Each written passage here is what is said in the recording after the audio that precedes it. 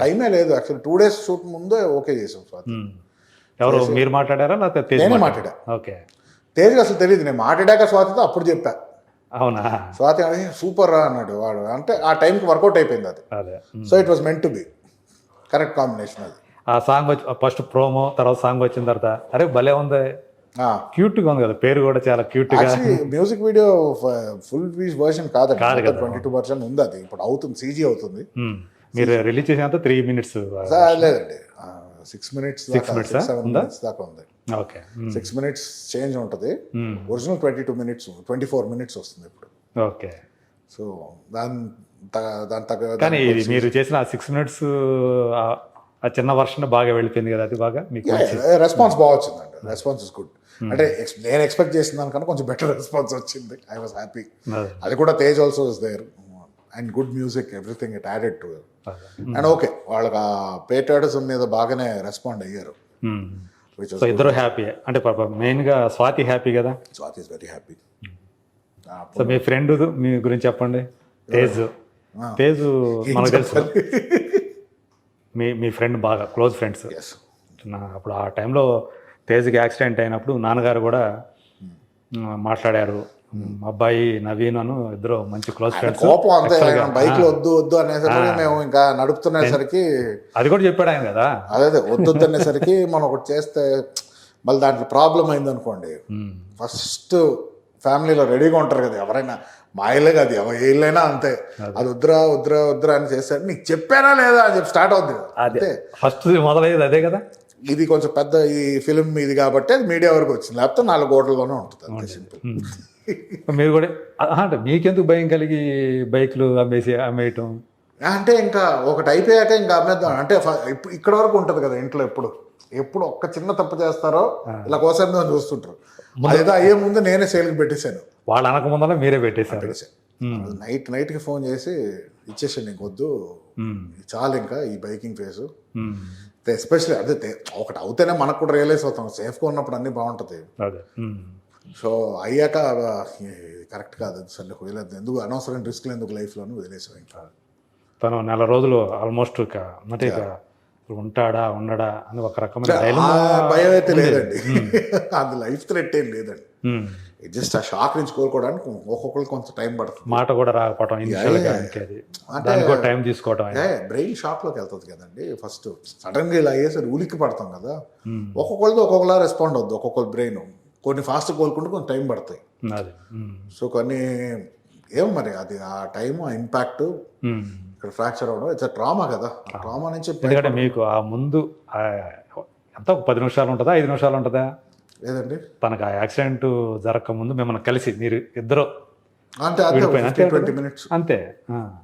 So ఇప్పుడే నాతో ఉన్న వ్యక్తి ఇలా అయింది అంటే అవును అవన్నీ ప్రాసెస్ చేసుకున్నాం. మీకు బాగా క్లోజ్ ఫ్రెండ్, కలిసి రోజు అంటే ఆ టైం అంతా నేను యాక్చువల్లీ అది ఇంకా ఒంటరికి ఉండేసరికి ఆ మూడు ఏంటో తెలియదు కదా, అంతే అలాగే వెళ్ళిపోయింది. అది కూడా మీకు ఎఫెక్ట్ అయిందా? ఎఫెక్ట్ అవుతుందండి, 100% అవుతుంది కదా. అంటే పాపం ఎందుకు వాడికి అలాగే జరిగింది అనవసరం. అది వాట్ ఎవర్ ఇట్ ఇస్, మనకు తెలిసిన వాళ్ళకి ఏదైనా జరిగిందని కొంచెం డిసప్పాయింట్ అవుతాం, కొంచెం ఎఫెక్ట్ అయిపోతాం. మామూలుగా నాకు అంతే, నేను వెళ్ళి కామన్ నా రూమ్లోనే ఉన్నాను, నేను రాలా, ఇంకా బయటికి రాలా. ఇప్పుడు ఆ ఫీలింగ్ నాకే అర్థం. ఇప్పుడు ఏం చేయగలుగుతాం, దానికి ఏం చేయలేము కదా, కోలుకోనే వరకు ఏం చేయడం. మీడియాలోనే చూసి తెలిసిందా లేకపోతే మీడియా ఏం చూడలేదు అని లేదు. నాకు ఫోన్ వచ్చింది, మాకు తెలిసిన ఫ్రెండ్కి అక్కడి నుంచి ఫోన్ వెళ్తే దాని తర్వాత తనకు అక్కడ ఉన్నప్పటికీ ఫోన్ వెళ్ళింది.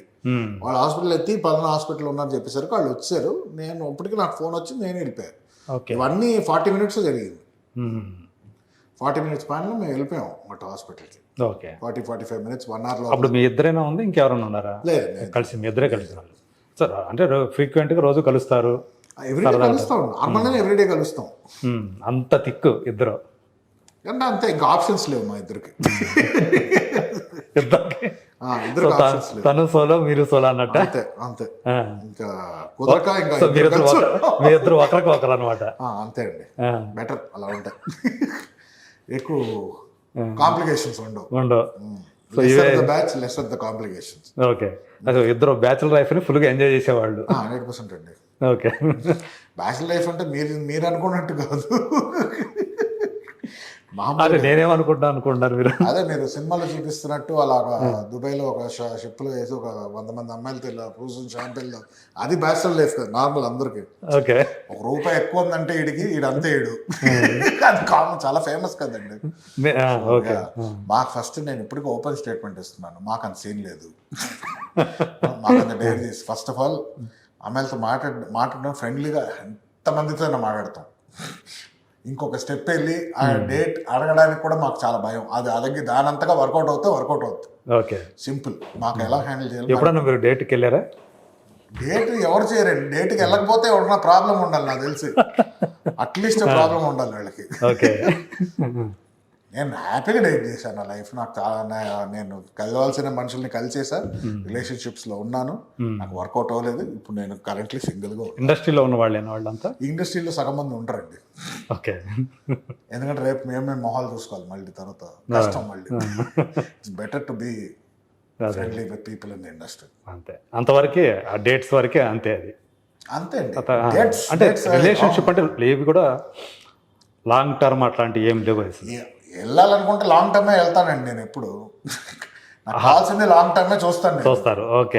బట్ అది వర్కౌట్ అవ్వదు, దానికి మనం ఏం చేస్తాం. అది అలా అయింది అంతే. నాకు ఇష్టం ప్లే బాయ్గా ఉండాలని నాకు ఇష్టం. సినిమాలో చూపించినట్టు మంచిగా ఇలా అంటే అమ్మాయిలు వచ్చేసి అంత ఈజీ కాదండి రియల్ లైఫ్. నిజంగా ఒక రకంగా మాట్లాడాలి అంటే అలాంటి వాళ్ళు నేను చూస్తున్నాను, నాకు చాలా మంది తెలుసు. అదేంటంటే అబద్ధాలు ఎక్కువ చెప్పాలి, మొత్తం లైఫ్ అంతా ప్రామిస్ చేయాలి వాళ్ళకి. ఇదేదో వాళ్ళు అండర్స్టాండింగ్ మీద రాదు. వాళ్ళు ప్రామిస్ చేసేది పెళ్లి వరకు చేసుకుంటాను లైఫ్ లాంగ్ అంటారు, నెక్స్ట్ రోజు వదిలేస్తారు అంతే. దాంతో ఫోన్లు ఎత్తారు, పెట్టరు. ఓకే. మాక్సిమం ప్లే బాయ్స్ చేసేది అది. నేనైతే చూసింది నా సైడ్లో అయితే. వాళ్ళని ప్లేయర్స్ అని ఒక పెద్ద బిరుదు కరెక్ట్ కాదు అది. వాళ్ళు I think they are very mentally disturbed and proper వాళ్ళు I think they should be checked once. And అది చాలా ఇట్స్ అ వెరీ ఏమంటారు సోషియోపాత్ బిహేవియర్ అది. సో అందుకే చాలా మంది మెంటల్గా ఎఫెక్ట్ అవుతారంటే. అంటే నేను ఓన్లీ అబ్బాయిలు కూడా అంటలా, అలాంటి మెంటాలిటీ ఈవెన్ అమ్మాయిల్లో కూడా ఉంది. అబ్బాయిల్ని వాడుకోవడం, అంతవరకు ప్రామిస్ చేయడం, తర్వాత చీట్ చేయడం, ఇది కామన్. అమ్మాయిలు ఈక్వల్గా చేస్తారు. అంటే మీ విషయంలో జరిగిందా చీట్ చేయడం? అయితే నా విషయంలో జరగలేదండి. ఓకే. మ్యూచువల్గానే జరిగింది. మ్యూచువల్గానే ఎప్పుడు జరుగుతాయి. అంటే మీరు హర్ట్ అయిన హర్ట్ ఏమి ఉండదండి. అంటే వర్కౌట్ అవుతుందా లేదా అని. హర్ట్ అవ్వడం ఎవరికైనా జరుగుతుంది. ఇద్దరు ఇంట్లో ఉన్నారంటే ఎవరు పీస్ఫుల్గా ఉండలేరు. ఒక మనిషి ఇంకొక మనిషి ఉన్నాడు, ఒక మనిషి ఒంటరిగా ఉన్నా కూడా కొన్ని రోజుల తర్వాత వాడేవాడిని కొట్టుకుంటాడే నాకు తెలిసి. ఎవడు ఏ మనిషి హ్యాపీగా ఉండలేడు 100%.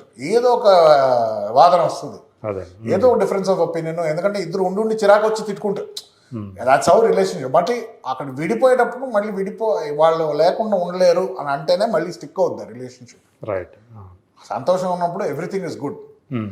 గొడవలు వచ్చినప్పుడు ఎంత దగ్గరగా ఉంటారో దాన్ని బట్టే ఉంటుంది రిలేషన్షిప్ లైఫ్ లాంగ్గా కాదని. సో ఆ టెస్ట్ అది స్టాండ్ అవ్వలేదు నాకు ఇప్పటి వరకు. సో అది అవుతే యాక్చువల్గా ఏ వయసులో మీరు మొదలు పెట్టారు ఇది? నేను చెప్పాలంటే నేను ఎడిటింగ్ డేస్ నుంచి, నాకు ఎడిటింగ్ టైం నుంచి నాకు లేరండి. ఎందుకంటే నాకు 14, 15, 16, 17 ఈ టైంలో అంతా ఫ్రెండ్స్ ఉండేవారు, కానీ నాకు నా మీద కాన్ఫిడెన్స్ ఉండేది కాదు. నాకు ఎందుకు పడతారు, ఓకే, మనం ఇంకా వాళ్ళగా వచ్చి మనకు చెప్పాలి, నాకు చెప్పడానికి ఎలా ఉండేది. 2-3 సార్లు చెప్పినప్పుడు రిజెక్ట్ అయింది. రిజెక్ట్ అయినప్పుడు భయం ఇంకోసారి అడగాలంటే.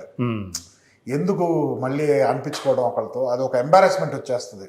అయ్యో లేదనేసరికి ఒక రిజెక్టెడ్ ఫీలింగ్. ఆ రిజెక్షన్ అనేది కొంచెం చాలా కష్టపడేవాడిని తీసుకోవడానికి. ఓకే. ఇప్పుడు అలవాటు అయిపోయింది రిజెక్షన్, బట్ అప్పుడైతే చాలా కష్టపడేవాడిని. సో ఎక్కువ అడిగేవాడిని కాదు. ఎడిటింగ్ వచ్చేసరికి నాకు స్కోప్ దొరకలేదండి. సగం టైం సంపాదించడం, ఇది వర్క్ దీంట్లో ఉండిపోయాను. అప్పటికి లావ్ అయిపోయి వర్క్ మోడ్లోనే ఉండేవాడు, బాగా లావ్ అయిపోయి. అప్పుడు దీనికన్నా లావ్ ఉండేవాడిని.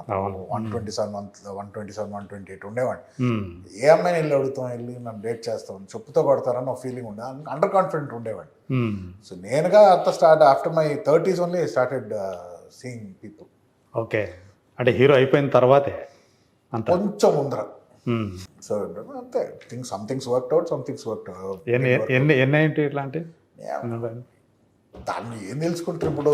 ఓకే, 4, 5, 6, 7 ట్రై చేసి అయ్యి ఉండొచ్చు రిలేషన్షిప్స్. ఓకే. నేను అసలు మీరు ఏదో ఇంకా నేను కొంతమంది చెప్తానండి, కాబట్టి వాళ్ళు గ్రేట్ స్టోరీస్ ఉంటుంది, నాదంతా బోరింగ్ స్టోరీస్. పెద్ద ఇంట్రెస్టింగ్ స్టోరీస్ ఉండవు నాది, లవ్ స్టోరీస్. ఓకే. ఎందుకంటే నా ఇంట్రెస్టింగ్ స్టోరీ కెరియర్ గురించి ఉంటుంది. రైట్ అదే సో మనంత సింపుల్గా ఉంటుంది, ఎక్కువ ఎక్స్ట్రావెగెన్స్ అంటే మీరు 30s తర్వాత మొదలు పెడితే ఇంత మళ్ళీ అంటే చెప్పాలంటే ఇంత తక్కువ టైంలోనే మరి 6-7 అంటే అన్ని వర్కౌట్ లేదు. కొన్ని 1 month లో వర్కౌట్ అవ్వదు, కొన్ని 1 week లో వర్కౌట్ అవ్వదు, కొన్ని సెకండ్ డేకే గొడవలు అయిపోతాయి. సో ఫస్ట్ నాకు అర్థం, ఎందుకంటే నేను 18-19 నుంచి డేట్ చేసి నాకు ఒక అలవాట్. ఇప్పుడు డేట్లో ఫస్ట్ వచ్చేసరికి కొన్ని కాంప్రమైజ్లు ఉంటాయి, ఎందుకంటే ఇండివిజువల్గా నాకు చాలా అలవాటు అయిపోయింది. నా సొంతంగా ఉండడం, నా ప్రకారం నేను ఉండడం అలవాటు అయిపోయిందండి. సో కొంతమందికి మాడిఫై చేయాలంటే కష్టం ఉంటుంది. దాంతో అర్థం చేసి ఓకే కొంచెం కాంప్రమైజ్ అవ్వాలి. ఎంతవరకు ఒక్కొక్కసారి కాంప్రమైజ్ అయిపోయి లైఫ్ మొత్తం మారిపోయింది, మొత్తం మనిషినే మారిపోయాయి. దాంతో అది కుదరదు. అంటే మీరు ఎలా మామూలుగా సహజంగా మీది సర్దుకుపోయే మనస్తత్వం ఉంటుందా లేకపోతే ఒకప్పుడు సర్దుకుపోయాడు అండి, దాంతో పాయింట్ ఆఫ్ టైం తర్వాత అసలు కాంప్రమైజ్ అయ్యేవాడిని కాదు. సర్దుకుపోయి చాలా మంది అడ్వాంటేజ్ తీసుకున్నారు కాబట్టి అస్సలు కాంప్రమైజ్ అవ్వడం అది నడిచేది కాదు అది కూడా. సో ఇప్పుడు ఒక బ్యాలెన్స్కి వచ్చాడు. ఇప్పుడు అది ఎలా వర్కౌట్ అవుతుందో తెలియదు. సో ఇప్పుడు తేజ్ విషయంకి వస్తే తను బయటకు వచ్చాడు దాని నుంచి, తర్వాత విరూపాక్షతోటి పెద్ద హిట్ కొట్టేశాడు. డెఫినెట్లీ. సో మీరు ఎంత త్వరగా తను కోలుకొని, అంటే కోలుకున్న తర్వాత త్వరగానే అతను పెద్ద హిట్ కొట్టడం, అతను రీబర్త్ ఇది, అదే మరో పుట్టుకేది. అది సెకండ్ ఇలా స్టార్ట్ అయింది, మంచిగా స్టార్ట్ అయింది. ఆ సక్సెస్ని ఎలా షేర్ చేసుకున్నారు మీరు? షేర్ ఏముంటుందండి, అదే కలుస్తాం అంతే. మామూలు కూర్చొని బాధలు మాట్లాడుకుంటాం, ఒక్కొక్కసారి మంచిగా ఇలా అరే ఇది కలెక్షన్స్ ఈరోజు మన ఇది ఇంత అవుతుంది, హ్యాపీగా ఫీల్ అవుతాం. ఇప్పటికీ సేమ్ అదే కంటిన్యూ అవుతుందా మీ ఇద్దరి మధ్య కలవటం? రోజు ఎప్పుడు కంటిన్యూ అవుతుందండి, ఎప్పుడు మీకు అదేదో కొత్తగా మొన్న స్టార్ట్ అవ్వలేదు, అది ఎప్పుడు నుంచో 30 ఏళ్ళగా జరుగుతుంది మాది.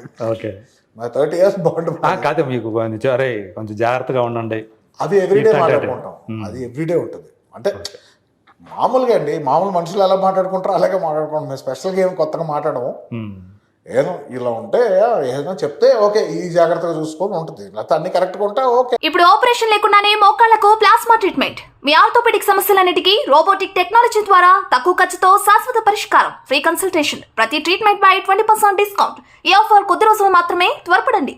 V9 hospitals 9281465842.